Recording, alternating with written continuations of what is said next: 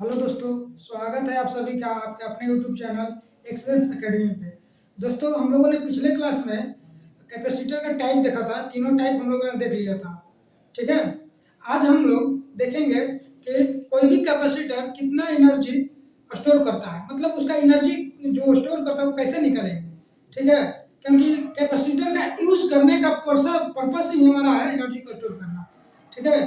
Capacitor का काम ही है कि एनर्जी स्टोर करे और उसको अचानक सप्लाई कर दे। ठीक है। तो आज हम देखेंगे कि एनर्जी कैसे निकाला जाता है कैपेसिटर का। ठीक है, तो आइए देखते हैं। सबसे पहले हम लोगों ने दो प्लेट कंसीडर किए। दो plate, plate one, plate two. ठीक है। एक चीज बताएगा, इससे जानने से पहले एक चीज मैं पूछना चाह रहा हूँ आप लोगों से कि मान लीजिए इस पे कोई चार्ज नहीं है। मान लीजिए इस पर क्यू कुछ चार्ज नहीं है, ये न्यूट्रल है। तो अगर हम इस पे से न्यूट्रल है, न्यूट्रल है मतलब इस पे तो चार्ज है लेकिन इक्वल है। जितना पॉजिटिव है उतना निगेटिव है, तो न्यूट्रल बोला जाता है उसको। तो मतलब उस पे चार्ज है लेकिन वो बराबर अवस्था में है। तो हम क्या किए कि इस पे से प्लेट टू से प्लेट वन पे थोड़ा थोड़ा चार्ज ट्रांसफर करने लगे। इस पे से क्या किया, हम इस पे ट्रांसफर करने लगे थोड़ा थोड़ा, बहुत थोड़ा थोड़ा चार्ज कंटिन्यूअसली इस पे ट्रांसफर करने लगे। मान लीजिए कि डी क्यू चार्ज ट्रांसफर करने लगे इस पे। तो किसी टाइम के बाद मान लीजिए इस पे प्लस क्यू चार्ज आ गया। अगर प्लस क्यू चार्ज आता है तो यहाँ पे कितना बचेगा, कितना बचेगा? तो बोलोगे कि सर इसमें तो तब माइनस क्यू बचेगा। क्यों? जैसे मान लीजिए कि आप किसी से 10 रुपया लिए हैं। ठीक है, और आप रखे हैं अपने पॉकेट में। तो आप क्या है, आप न्यूट्रल में हैं, ना कर्जा में है ना कुछ, ना फायदा में है। आपके पास वो 10 रुपया तो है, लेकिन वो 10 रुपया जब आप किसी को ट्रांसफर कर दिए, दे दिए, तो आप क्या समझिए, या खर्च कर दीजिए। मान लीजिए किसी से खर्च कर लीजिए, किसी को दे दिए, तो आप क्या चलेगा, आप माइनस में हो जाएंगे उतना। तो उसी तरह यह है कि अपने पास जितना दिया उतना ही माइनस में हो जाएगा। प्लस क्यों चार्ज दिया तो प्लस माइनस उतना उतना माइनस में चला जाएगा। तो वही हमने किया है कि जब इसको प्लस क्यू जब देगा तो अपने आप में क्या हो जाएगा, माइनस में हो जाएगा उतना। ठीक है। तो जब इसको प्लस क्यू चार्ज देते हैं माइनस क्यू चार्ज हो गया। ठीक है।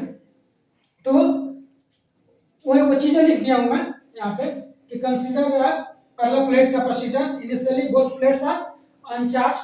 Suppose at any instant of time charge of the positive plate is plus q, then charge of the negative plate is minus q. एक कैपिटल होगा, यहाँ पे कैपिटल लिख लीजिए। ठीक है। Capital Q charge is transferring from plate two to plate one continuously. ठीक है। तो इसके बाद हमको वर्क डन निकालना है।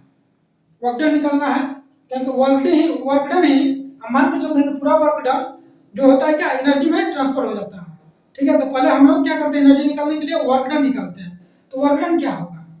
ठीक है। तो मान लीजिए कि आप पहले पढ़े हुए हैं, मैं पूछ लेता हूँ कि अगर यहाँ पे बता दे रहा हूँ, अगर मान लीजिए कि कोई पॉइंट है P, दिख रहा है, आई थिंक दिख रहा होगा आपको, P और एक पॉइंट है Q। हम क्या किए कि यहाँ से क्यू चार्ज को, क्यू नॉट चार्ज को यहाँ पे ला रहे हैं, इस पे ला रहे हैं, यहाँ से इस पे ला रहे हैं। तो हमारा वर्क डन जो होगा क्या होगा, कितना होगा? तो हम पिछले चैप्टर में पढ़े थे कि ये याद कीजिए कि जब हम किसी चार्ज को, यूनिट चार्ज को या क्यू चार्ज को इन्फिनिटी से किसी पॉइंट में लाते थे तो वर्क डन क्या होता था, क्या होता था? जितना चार्ज लाते थे वो और पोटेंशियल होता था। पोटेंशियल डिफरेंस एक्चुअली होता था, लेकिन इन्फिनिटी से लाते थे तो इन्फिनिटी का चूंकि पोटेंशियल जीरो होता था तो वहाँ पे डायरेक्ट हम वी लिख देते थे। एक्चुअली होता था पोटेंशियल डिफरेंस। तो यहाँ भी सेम वही है कि अगर P पे से Q पे किसी चार्ज को हम ट्रांसफर कर रहे हैं, ले जा रहे हैं, तो वर्क डन जो होगा एक्सटर्नल एजेंट के द्वारा कंटिन्यूअसली ले जा रहे हैं और धीरे धीरे बिना काइनेटिक एनर्जी में चेंज किए हुए, सब पढ़ाया हुआ है। ठीक है। तो जब ले जाएंगे तो वर्क डन क्या होगा, एक्सटर्नल एजेंट के द्वारा वर्क डन जो होगा Q नॉट और क्या होगा V P minus we Q. ठीक है। यही वर्क डन होता है। ये हम लोग सीख चुके हैं, ये पता है आप लोगों को, यहाँ तक पता है, ये पिछले चैप्टर में हम बता चुके हैं। ठीक है। तो अगर हम यहाँ पे पॉइंट लेकर हम प्लेट ले लें, अगर कोई प्लेट ले ले, मान लीजिए प्लेट 1 है, प्लेट 2 है, ठीक है, यहाँ पे मान लीजिए माइनस क्यू चार्ज, इस पे प्लस क्यू चार्ज, इस पे से ट्रांसफर कर रहे हैं, यहाँ से यहाँ चार्ज ले जा रहे हैं, यहाँ से यहाँ, तो वर्क डन क्या होगा, यही वर्क डन होगा। क्या होगा वर्क डन, यहाँ पे क्या होगा कि जितना चार्ज ले गए, मान लीजिए प्लस क्यू चार्ज को ले गए तो प्लस क्यू चार्ज, और इस पे से मान लीजिए पॉजिटिव है नेगेटिव है तभी माइनस भी नेगेटिव प्लेट, यही होता है। ठीक है, तो वर्क डन हम लोग ऐसे निकालते थे, पिछले चैप्टर में पढ़े हुए हैं हम लोग, ठीक ना, ऐसा पढ़े हुए हैं।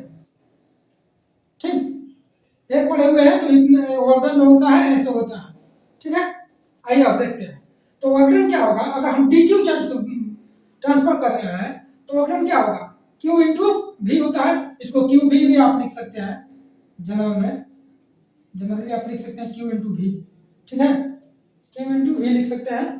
तो हम अगर वर्क डन देखें प्लेट 2 से प्लेट 1 पर जो चार्ज ट्रांसफर कर रहे हैं तो उसका वर्क डन देखें तो क्या होगा, डी क्यू वी, और वी क्या होता है, वी जो होता है पोटेंशियल डिफरेंस होता है। ठीक है, जो होता है क्यू बाई सी, हम लोग पढ़ चुके हैं, तो वी की जगह पर हम क्या लिखे, क्यू बाई सी लिख दिए। ठीक, और चूंकि ये डी क्यू है चेंज हो रहा है, क्योंकि हम कंटिन्यूसली क्या कर रहे हैं, इसमें से इस पे ट्रांसफर कर रहे हैं, तो डी क्यू क्या हो रहा है, चेंज हो रहा है। और जब चेंज हो रहा है तो जो चीजें चेंज हो रहा होता है तो उसको हम क्या करते हैं, इंटीग्रेट करते हैं पूरा निकालने के लिए, लिमिट लेते हैं और उसको इंटीग्रेट करते हैं। तो यहाँ भी हम इंटीग्रेट करेंगे वर्क डन निकालने के लिए, तो क्या हो जाएगा, इंटीग्रेशन डी क्यू और क्यू बाई सी।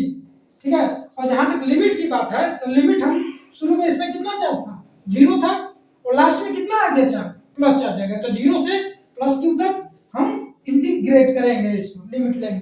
ठीक, और ये सी क्या है, सी कांस्टेंट है, सी तो यहाँ बदल नहीं रहा है, जो कैपेसिटेंस होगा वही होगा। ठीक है, तो सी हम बाहर निकाल लिए और इसको अंदर रख दिए, तो D Q Q D Q का क्या होगा, इंटीग्रेशन क्या होगा, क्यू स्क्वायर डिवाइडेड बाई 2, और लिमिट रखे तो आ जाएगा 1/2 सी क्यू स्क्वायर माइनस 0 का स्क्वायर, तो 0 तो कैंसिल होगा, तो हो जाएगा 1/2 क्यू स्क्वायर डिवाइडेड बाई सी। यहाँ तक वर्क डन है। ठीक है, अब ये जो वर्क डन है यही एनर्जी में ट्रांसफर होगा होगा। ठीक है, तो अब एनर्जी देखते हैं, एनर्जी क्या होगा। ठीक है, वर्क डन निकाल लिए, इसको लिखिए, पॉज करके लिखिए, तब तक मैं मिटाता हूँ इसको।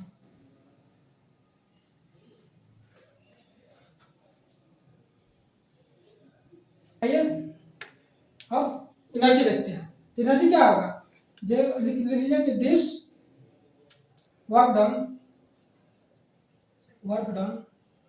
is converted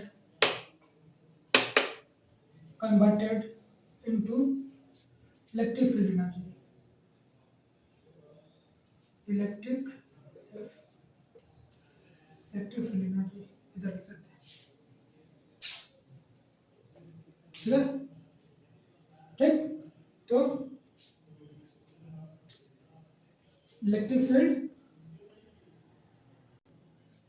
एनर्जी बराबर कितना होगा, यू बराबर वही होगा। ठीक है, वही सब चेंज हो जाता है 1/q² / c। तो ये आया एनर्जी का फॉर्मूला, ये फॉर्मूला आपको याद रखना है। ठीक है, अगर इसी में हम क्या करें, अब तो आपको पता है कि जो c होता है वो क्या होता है, q/v, यहाँ से v क्या हो जाएगा, q बराबर क्या हो जाएगा, अगर q बात करें तो c भी हो जाएगा, ये पता है आपको।